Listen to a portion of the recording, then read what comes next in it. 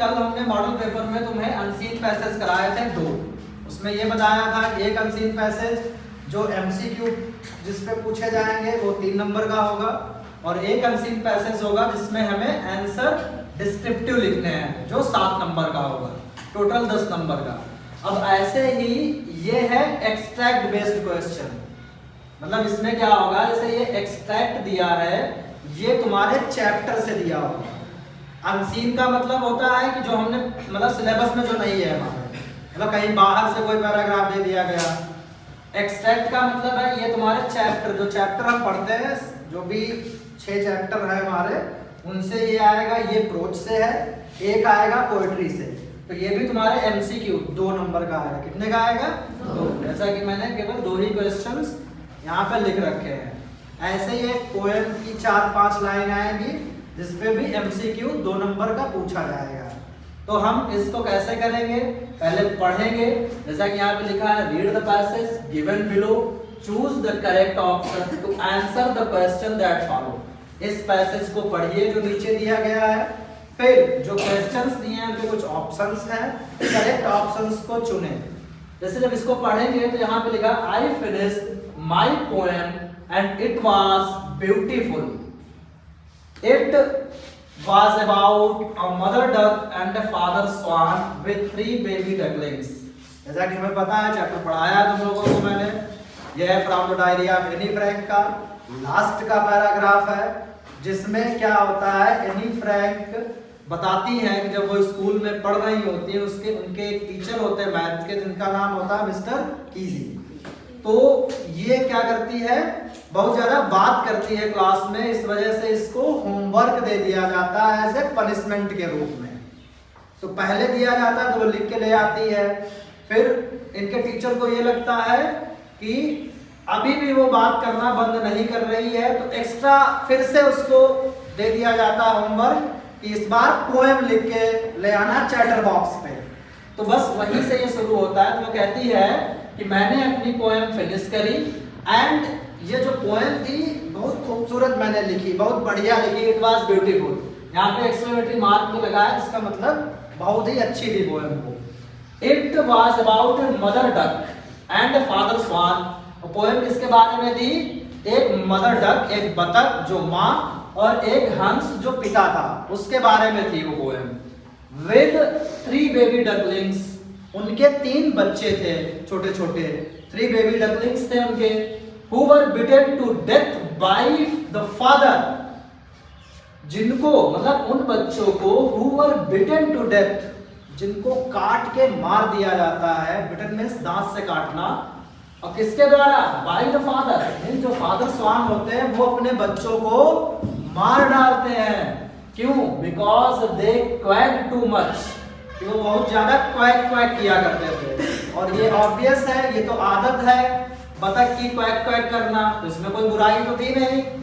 तो वो ये कहना चाहती है कि 3 बच्चे थे जो क्वैक क्वैक करते थे, तो इससे उनके पिताजी बहुत ज्यादा इरिटेट होते थे, मतलब फादर स्वान, और उन्होंने उसे अपने बच्चों को रोकने के लिए इतना ज्यादा इरिटेट हो गए कि उन्होंने मार ही डाला अपने बच्चों को। तो ये वो पोएम में लिखती है। Luckily mister Keesing took the joke the right way.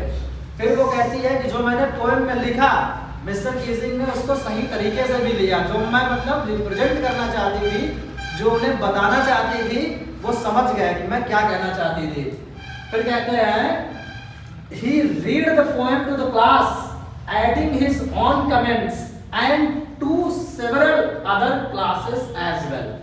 उन्होंने मेरी क्लास में भी सबके सामने वो पोएम पढ़ी, सारे बच्चों को पढ़ के सुनाई, उसमें कुछ अपने कमेंट्स दिए, कुछ अपने पॉइंट्स उन्होंने बताए। इवन स्कूल में भी अदर क्लासेस में जा जाकर उन्होंने मेरी जो पोएम मैंने लिखी थी वो सबको सुनाई। फिर कहता है कि since then I have been allowed to talk and haven't been assigned any extra homework. तब से मतलब वो दिन था, उस दिन के बाद से मुझे क्लास में बात करना अलाउ कर दिया गया और मुझे तब से कोई भी एक्स्ट्रा होमवर्क नहीं दिया गया। तो ये है पैसेज। अब देखते हैं क्वेश्चन क्या है, क्योंकि हमें करने क्या है क्वेश्चंस। अब जैसे इसमें पहला है, in Annie's poem the ducklings and father swan symbolise. Annie ने जो पोएम लिखी थी उस पोएम में जो ये द डकलिंग्स और जो फादर स्वान किसको सिंबलाइज करते हैं, किसका वो प्रतीक है। और मैंने सिंबोलिज्म तुमको पढ़ाया भी है, जो रॉबर्ट फ्रॉस्ट की पोएम्स पढ़ाई थी 9th में भी the road not taken, the dust of snow तुम्हें 10th में, फायर एंड आइस भी तुम्हें 10th में पढ़ाई। तो मैंने बताया था सिंबल क्या होता है, बताया था कि नहीं बताया था, क्या होता सिंबल, कोई बता सकता, बताओ सिंबल किसे कहते हैं।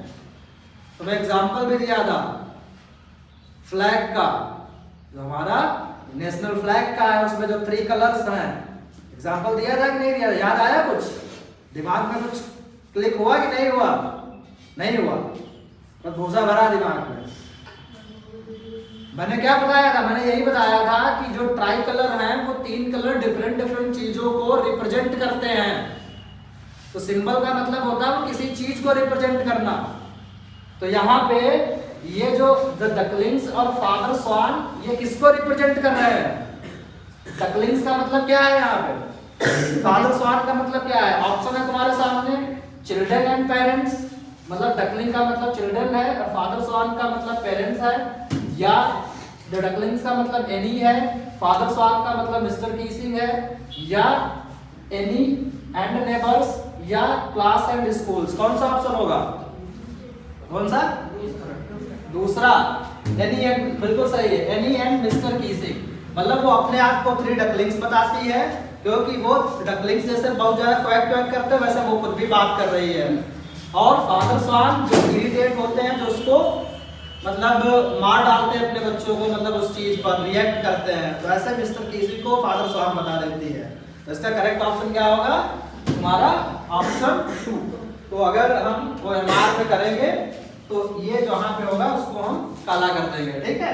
फिर उसके बाद अगला प्रश्न इसी का है, mister Keesing had assigned any extra homework earlier because. Mister Keesing any को एक्स्ट्रा होमवर्क पहले क्यों देते थे, क्यों दिया था उन्होंने। ऑप्शन पढ़ेंगे हम। पहला, ही हेटेड हर, वो उससे नफरत करते थे।